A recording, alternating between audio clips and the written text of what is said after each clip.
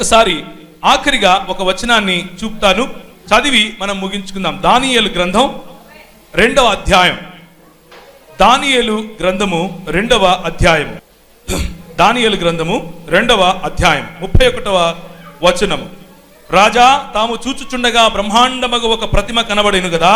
ఆ గొప్ప ప్రతిమ మహాప్రకాశమైన భయంకరమైన రూపము గలదై తమ ఎదుట నిలిచెను. ఆ ప్రతిమ యొక్క శిరస్సు మేలిమి బంగారమయమై దాని రొమ్ముల భుజముల నుండి వెండియు, దాని ఉదరమును తొడలును ఇత్తడివియు, దాని మోకాళ్ళు ఇనుపవియును, దాని పాదములలో ఒక భాగము ఇనుపదియు ఒక భాగము మట్టిదియు అయి ఉండెను. మరియు చేతి సహాయము లేక, ఇది అండర్లైన్ చేసుకోండి, చేతి సహాయము లేక తీయబడిన ఒక రాయి ఇనుమును మట్టియు కలిపిన ఆ ప్రతిమ యొక్క పాదముల మీద పడి దాని పాదములను తుత్తునీయులుగా విరగొట్టినట్లు తమకు కనబడెను.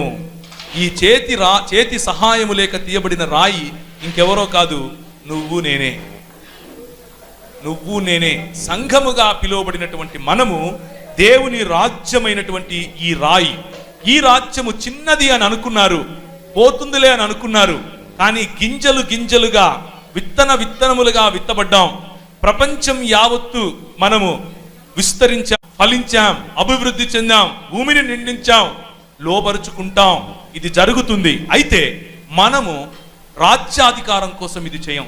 మనము దేవుని యొక్క రాజ్య స్థాపన కోసం ఇది చేస్తాం. ప్రేమ స్థాపన కోసం ఇది చేస్తాం. సమానత్వ స్థాపన కోసం ఇది చేస్తాం. అందరికీ సమాన హక్కులుండాలి అన్న దానికోసం ఈ పని చేస్తాం.